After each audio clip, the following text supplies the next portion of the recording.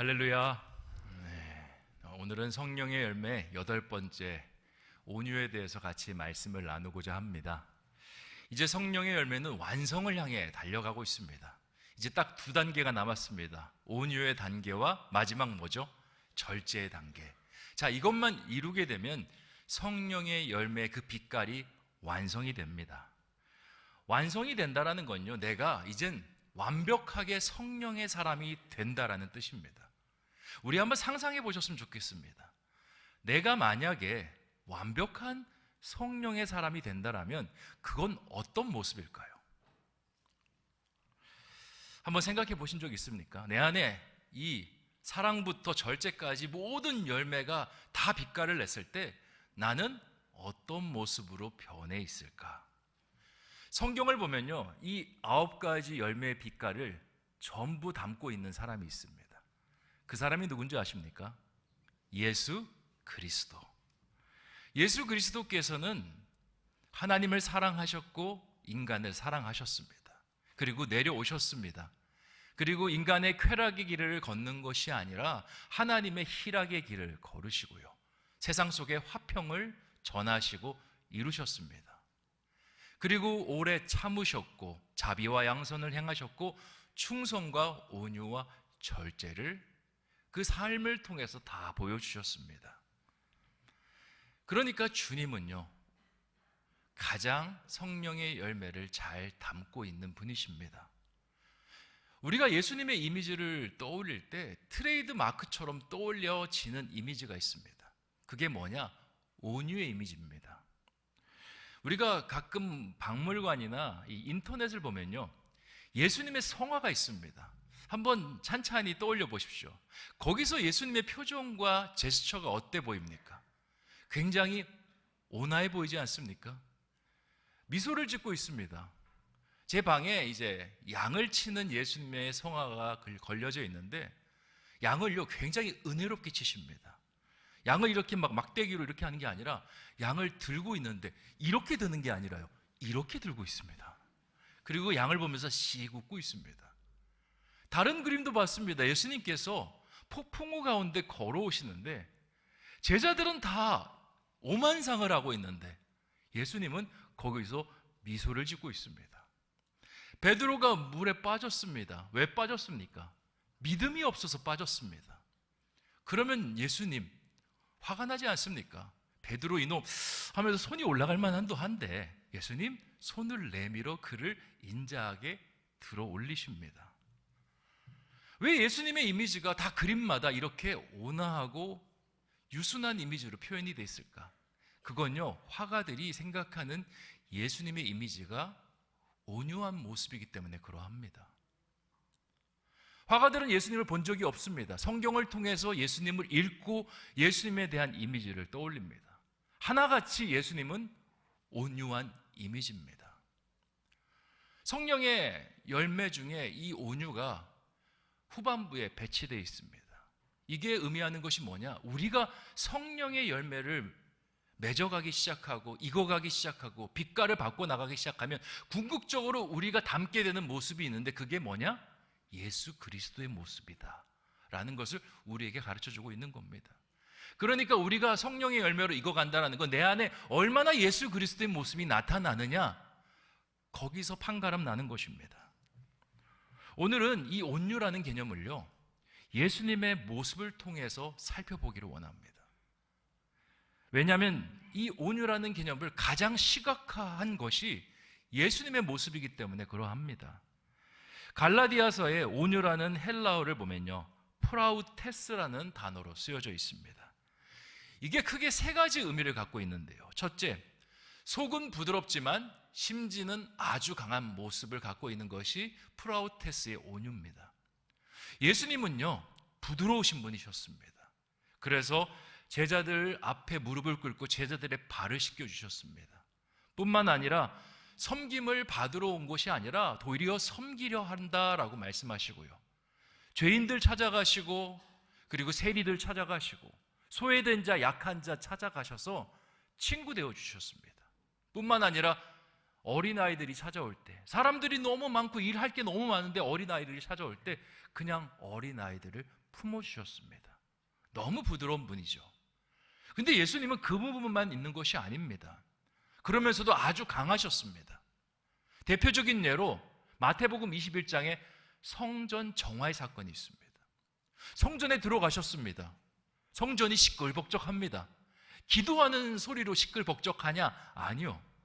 비둘기 파는 사람, 돈 바꾸는 사람, 매매하는 사람, 그것을 살려고 흥정하는 사람, 그 사람들의 소리로 교회가 가득 차 있습니다. 주님께서 어떻게 하십니까? 불과 같이 화를 냅니다. 격양된 얼굴을 가지고 그 상을 엎으시고 의자를 엎으시고 노끈으로 채찍을 만들어서 가축들을 다 쫓아냅니다. 그리고는 화를 발하십니다. 내 아버지 집은 기도하는 집이라 말하였는데 어찌 강도의 소굴로 너희가 바꾸었느냐? 고래고래 화를 내십니다. 이 모습을 보고 사람들이 놀랍니다. 우리가 알고 있는 예수님은 한없이 부드러운 분인 줄 알았는데, 한없이 사랑이 많으신 분인 줄 알았는데 지금 모습은 너무나 무서운 모습이다. 깜짝 놀랍니다. 주님께서 왜 이런 모습을 보였냐? 이게 바로 온유기 때문에 그렇습니다. 선한 데는요, 한없이 약하고 악한 데는 한없이 강한 것이 온유라는 그 단어입니다. 프라우테스. 선, 약, 악, 강입니다. 좋은 게 좋다는 식으로 신앙생활 하는 거, 그거 올바른 거 아닙니다. 그게 유순한 것이고 부드러운 것이고 절대 아닙니다. 그건요, 온유를 변질시키고 악하게 만드는 겁니다. 세상 쪽으로 가는 데는요, 뻣뻣해야 됩니다. 사람을 사랑하고 하나님의 일을 할 때는 자연스럽게 들어가야 됩니다. 예를 들어 보면 우리가 주일이 돼서 교회 가는 거, 이거 온유의 개념을 보면요, 그냥 기름이 발라져 있는 곳에 걸어가듯이 그렇게 스무스하게 걸어가야 됩니다. 주일에 주님 앞에 나가는 것이 뭔가 제동이 걸리고요, 나가는 것이 힘들다, 이건 온유의 모습이 아닙니다. 예수님을 따르는 모습이 아닙니다. 기도하러 가는 것, 시간을 정해놓고 기도하러 가는 것, 이거 온유한 사람은요, 자연스럽게 가야 되는 것입니다.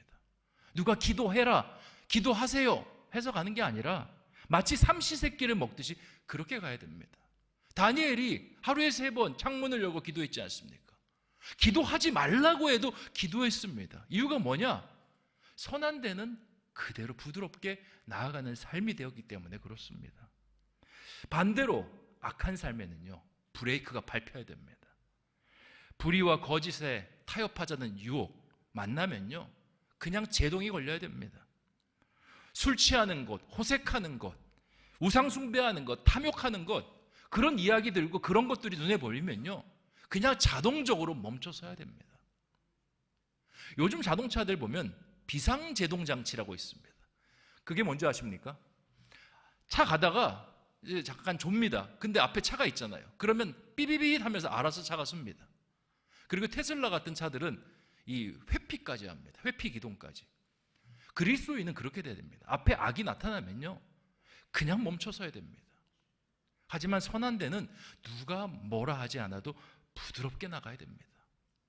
성경의 인물들 중에 예수님 외에 온유했던 인물들, 다 이런 인물들이었습니다. 선, 약, 악, 강입니다. 선한 데는 약하고요, 악한 데는 강합니다. 대표적인 예로 모세가 있습니다. 민수기 12장 3절에 모세를 이렇게 평가합니다. 이 사람 모세는 온유함이 지면의 모든 사람보다 더하더라. 아멘. 모세는요, 하나님의 율법을 받으러 올라갈 때, 시내산에 올라갈 때 거침이 없었습니다. 시내산에 구름이 잔뜩 끼고 막 우레가 처지는 산이었습니다. 모두가 두려워서 고개를 조아릴 때 모세는요, 그 산에 올라갈 때 거침이 없었습니다. 40일 동안 음식을 먹지도 못하면서 그 산에서 율법을 받아야 됩니다. 하나님 나라의 새로운 계명들을 받아야 됩니다. 주저하지 않습니다. 가서 설렘으로 어떤 하나님의 그 아름다운 말씀들이 쏟아져 내려올까, 거기서 그렇게 있었습니다. 그런데 그렇게 내려왔는데 이스라엘 백성들은 어떻습니까? 밑에 난장판이 벌어졌습니다. 금송아지를 하나님이라고 섬기고 있습니다. 그렇게 내려왔을 때 모세의 모습은 어땠습니까? 강했습니다.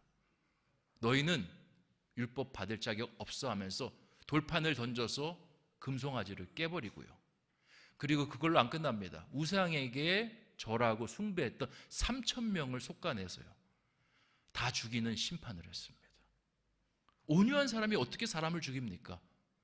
온유하니까 그렇게 하는 겁니다. 하나님과 관련되지 않은 것은 아주 급브레이크, 급제동뿐만 아니라 심판을 선포하는 것이 온전한 온유인 겁니다.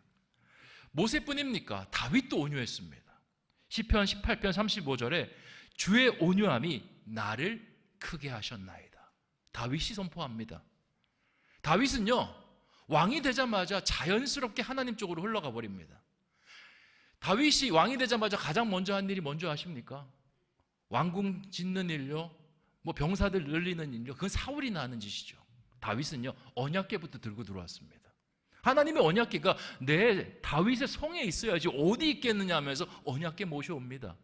언약궤 모셔온 다음에 이제 그 다음부터 좀 바빠집니다. 대적들을 싸우고 대적들과 같이 영토를 회복하는 일들을 아주 오랜 시간 지겹도록 합니다. 쉼이 없습니다. 그렇게 지겹게 대적들과 싸우고 나서 조금 평안이 찾아왔을 때 사무엘하 7장에 나오는데요, 다윗이 왕궁에 있으면서 뭘 한 줄 아십니까? 내가 지금까지 싸우러 다니면서 하나님 못 찾았는데 하나님 찾아야겠다 생각하고는요, 나단 선지자 불러서 하나님 성전 짓고 싶다라고 이야기합니다.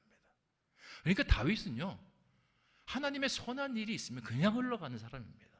그냥 거기에 자동적으로 반응하는 사람입니다. 그런데 다윗은 악에 대해서 어떻게 반응했냐? 굉장히 강하게 반응합니다. 골리앗이 이스라엘을 대적하러 왔을 때 하나님을 조롱하고 이스라엘을 조롱합니다. 하나님을 모욕하는 말들을 막 쏟아내는데 아무도 끔쩍이지 않습니다. 다 무서워가지고 덜덜 떨고 있습니다. 그때 다윗이 나섭니다. 다윗은 소년이고 골리앗은 용사인데 거침이 없습니다. 그리고는 나가서 골리앗을 쓰러뜨립니다. 온유는요, 바로 선약악강입니다. 선한 데는요, 부드럽고요, 약하고요, 그리고 악한 데는 강한 것입니다. 이 성령의 열매는요, 단번에 이루어질 수 없습니다. 체득이 돼야 됩니다. 끊임없이 삶 속에서 노력해서 체득이 되어야 얻을 수 있습니다. 그래서 성령의 열매 저 뒤편에 마련되어 있는 겁니다. 우리가 운전을 할 때 초보 운전이라고 딱지를 붙이죠. 왜 초보 운전입니까?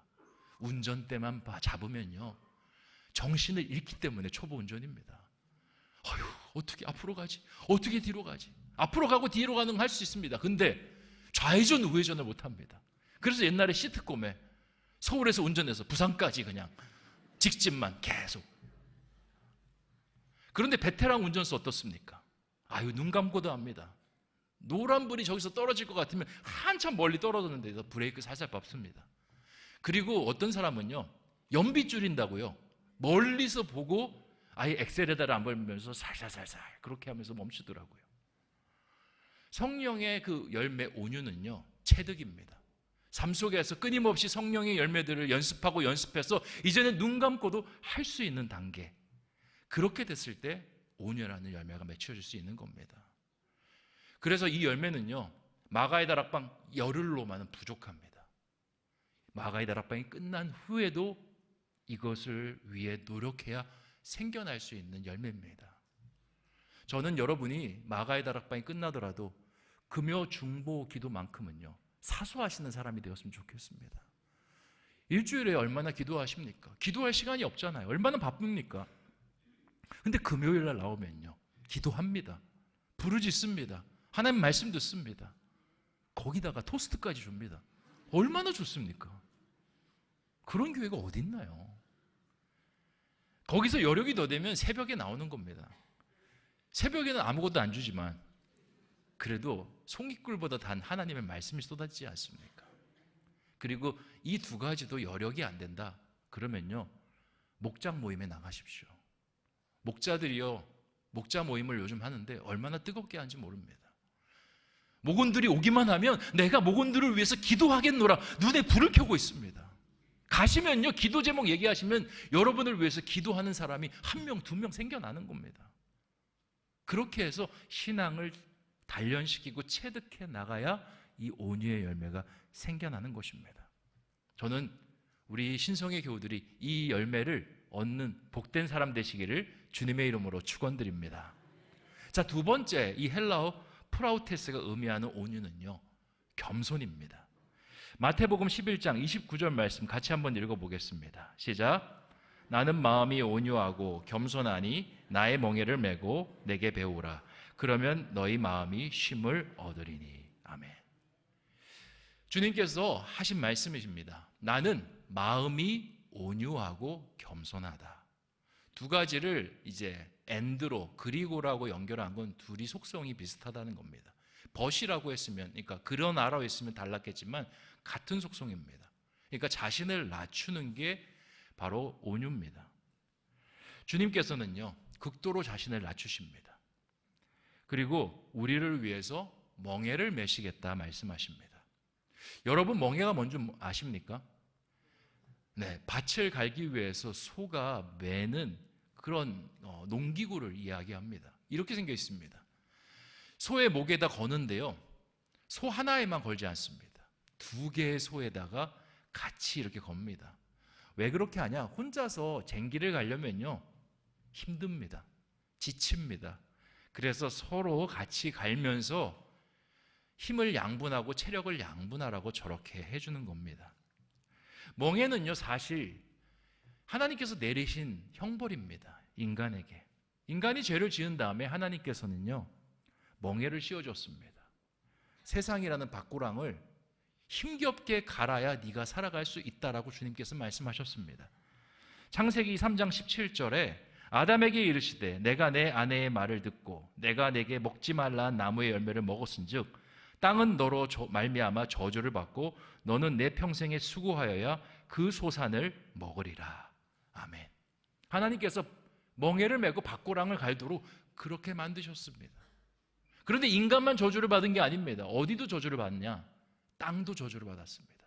밭고랑을 갈면 소산이 잘 나와야 되는데 소산이 안 나옵니다. 우리의 인생이 그렇지 않습니까? 수고한 대로만 돼도 굉장히 좋을 겁니다. 우리가 노력하고 계획한 것만 이루어져도 굉장히 좋을 겁니다. 아유, 요행 바라지도 않습니다. 근데 우리의 인생 아무리 돈을 벌려고 해도 수중에 돈이 없습니다. 건강 아무리 지키려고 해도 망가지는 거 어찌 막을 수가 없습니다. 내 마음대로 안 됩니다. 왜 그러냐? 하나님께서 땅도 저주를 하셨기 때문에 그러한 겁니다. 그래서 나는 엄청나게 힘들게 밭을 가는데 결과물은 아주 적은 겁니다. 그런데 주님께서 이 땅 가운데 내려오셔서 우리의 멍에를 짊어지셔 주시겠다고 말씀하십니다.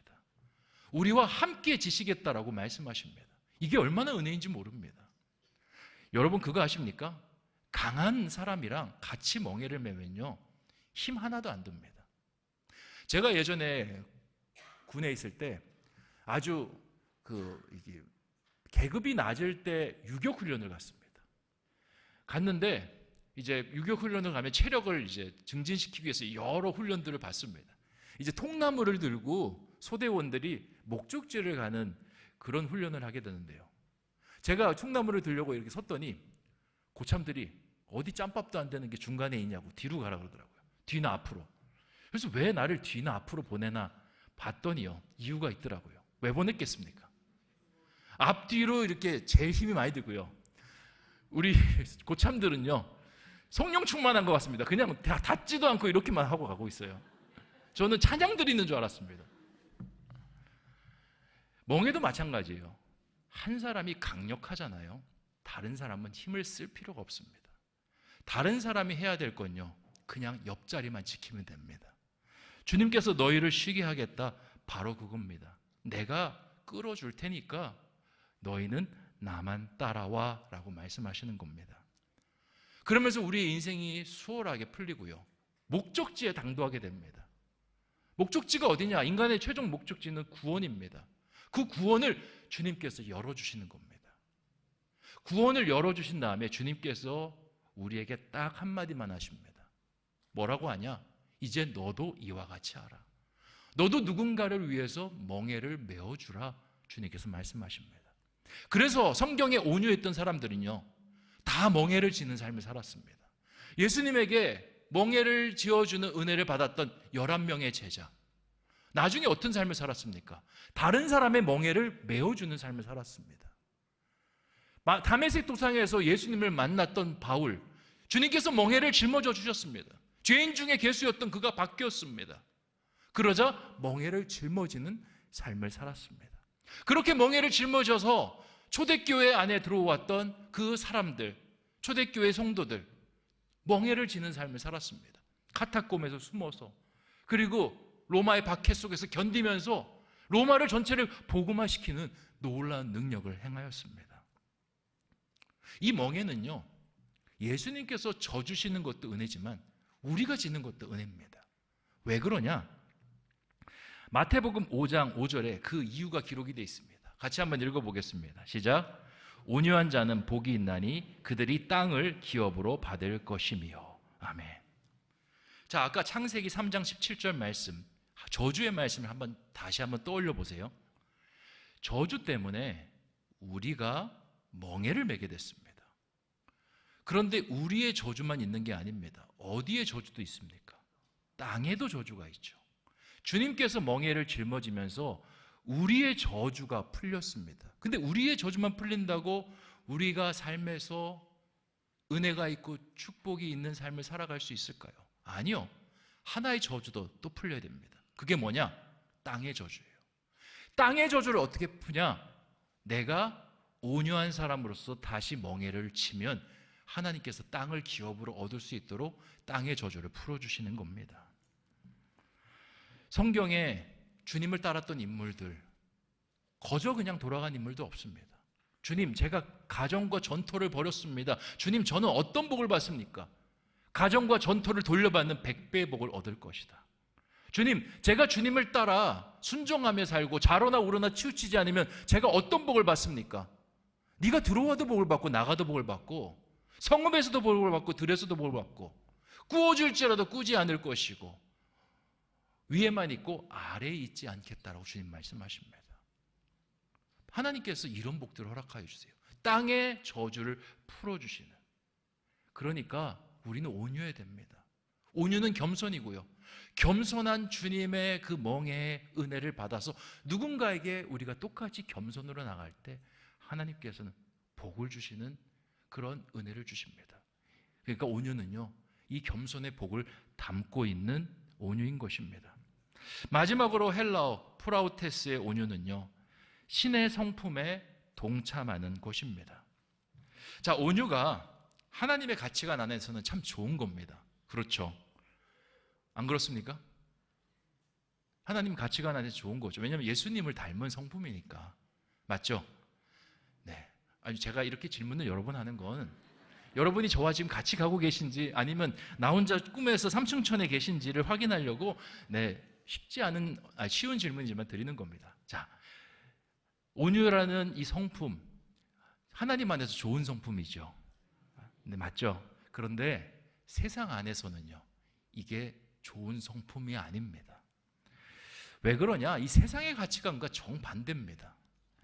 요즘도 그렇지만 과거 2000년 전에 로마 사람들은요, 온유한 사람을 덕이 있다, 미덕이 있다라고 이야기하는 것이 아니라 카리스마 있고 강한 사람을 아주 훌륭하다, 덕이 있다라고 이야기했습니다. 그래서 로마 곳곳에 흩어져 있는 게 뭐냐? 신들의 동상이고 장군들의 동상입니다. 그리고 영웅, 장군, 지식자 이런 사람들이 각광을 받고요, 추대를 받던 사회가 바로 로마 사회였습니다. 제가 사도 바울 시대에 이 수사학이라는 학문이 인기가 있었다라고 말씀드렸죠. 수사학이 인기가 있는 이유가 뭔지 아십니까? 수사학은요, 웅변학입니다. 현란한 말솜씨를 자랑하고요, 사람들의 마음을 흔들어 놓을 스피치를 할 수 있는 것이 이 수사학입니다. 수사학이 왜 인기가 있었냐? 이게 덕이라고 생각했기 때문에 그렇습니다. 나의 똑똑함, 나의 똑부러짐, 나의 말잘함을 드러내서 사람들을 끌고 인기를 끌고 그렇게 살아가는 것이 그 사회에 좋은 것이고 그런 사람들을 현자라 부르고 그 사람들을 쫓았기 때문에 이 학문들이 발달된 것입니다. 오늘날의 사회도 마찬가지입니다. 스스로 낮추면서 부드럽게 대하는 사람요, 좋아하지 않습니다. 여러분 자녀들 만약에 많이 양보하고 그리고 남들 앞에서 좀 많이 이렇게 당하는 자녀라면 부모님들 좋아하겠습니까? 아유, 너 예수님의 성품을 당했구나, 많이 당하네, 이렇게 하겠습니까? 아유, 너 왜 항상 당하기만 해, 혼내줘. 그렇게 하지 않습니까?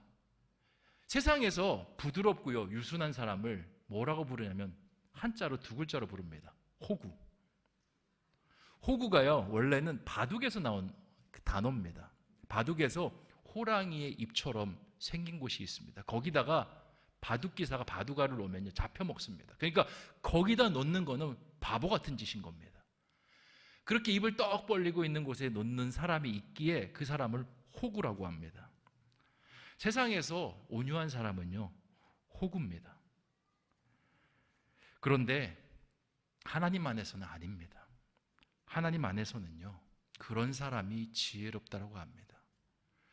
그냥 잡혀 먹기만 하고 그냥 당하기만 하는 사람이 지혜로운 게 아니라 하나님을 위해서 내가 유순하고 참고 양보하고 내려놓는 사람이 바로 하나님께서 기뻐하는 온유의 사람인 겁니다. 세상은요 예나 지금이나 양육강식입니다. 어떻게 해서든 강한 자들이 살아남고 약한 자들은 도태됩니다. 힘없는 자들이 힘 있는 자들이 힘 없는 자들을 군림하고요. 그리고 물질이나 권력, 지식과 같은 힘의 근원들을 어떻게 해서든 쥐려고 합니다. 그런데 온유는요, 하나님 나라의 가치는요, 나를 감추는 겁니다. 나를 감추고 누구를 드러내냐? 하나님을 드러내는 겁니다. 하나님의 나라의 그 법칙은요, 나를 드러내면 내 능력의 작은 것밖에 나타나지 않는데 하나님의 모습을 드러내면 하나님의 능력도 같이 나타나는 겁니다. 그러니까 내 삶 속에 하나님을 더 늘어내면 드러낼수록 내 삶 속에 하나님의 능력이 더 커지는 겁니다. 그런데 나와 하나님이 양립할 수가 없습니다. 하나는 낮아져야 됩니다. 뭐가 낮아져야 되겠습니까? 내가 낮아져야 되는 겁니다. 그게 바로 온유인 겁니다. 그게 바로 프라우테스의 온유를 이야기하는 겁니다.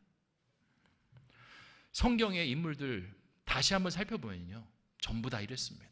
모세도 온유했잖아요. 근데 사람들이 이 온유함을 인정해 주지 않습니다. 모세가 이스라엘 백성들 구출해서 나왔잖아요. 기적들 많이 행했잖아요.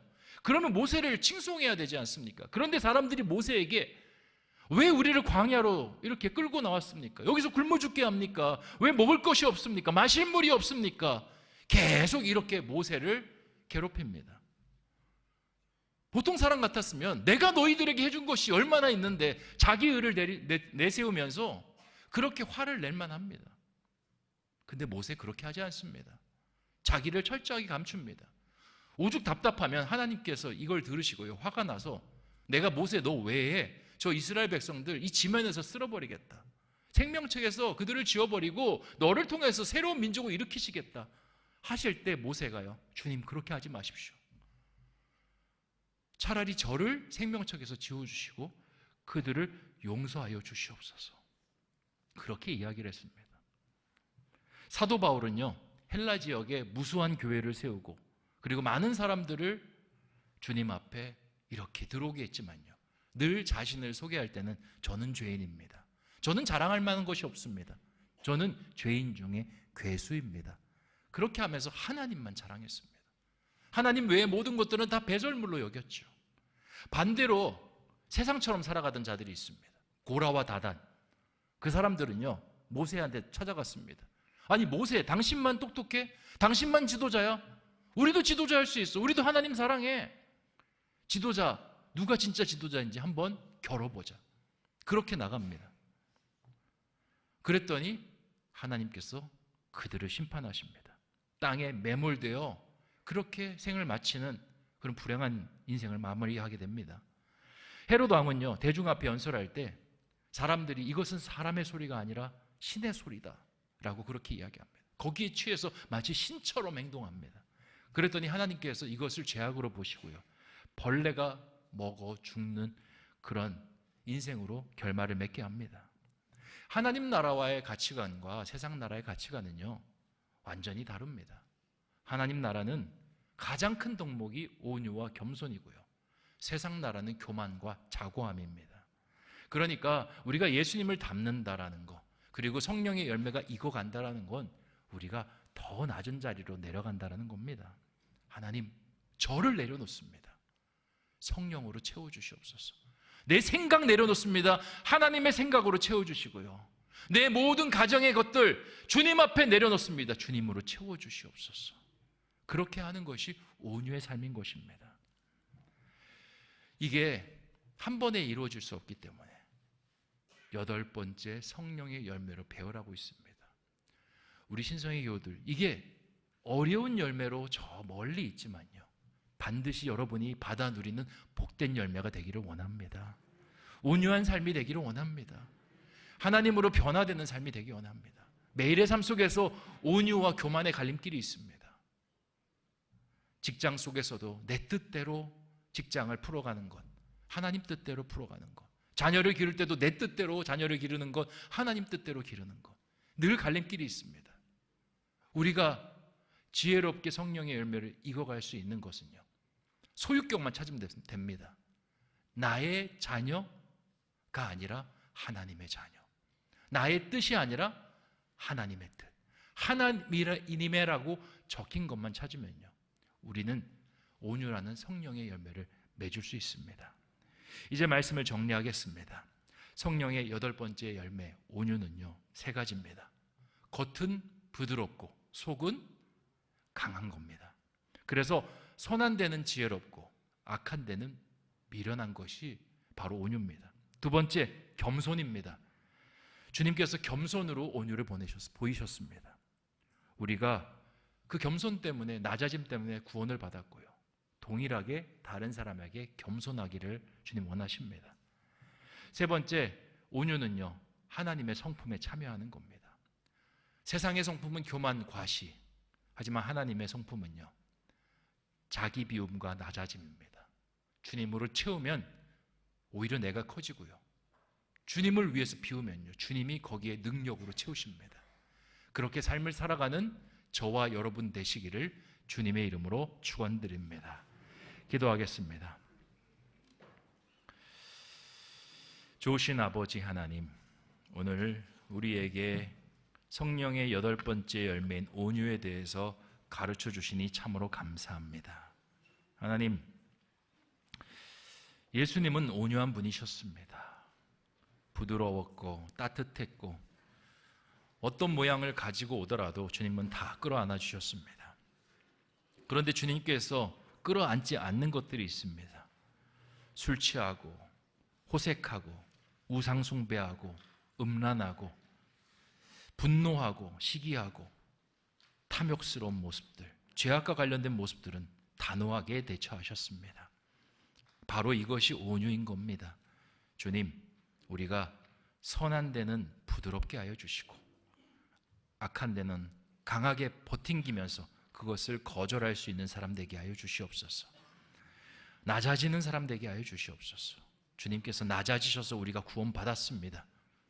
우리도 다른 사람을 위해 낮아지게 하여 주시고, 또한 하나님의 성품에 같이 동참하여 성품뿐만 아니라 내 삶 속에 하나님의 능력도 같이 일어나는 은혜를 보게 하여 주시옵소서. 우리 신성의 교우들 마가의 다락방이 끝난 후에도 그 삶을 걸어가게 하여 주시고 성령의 열매가 빛나는 복된 사람 되게 하여 주시옵소서. 감사를 드리오며 모든 말씀 예수님의 이름으로 기도하옵나이다.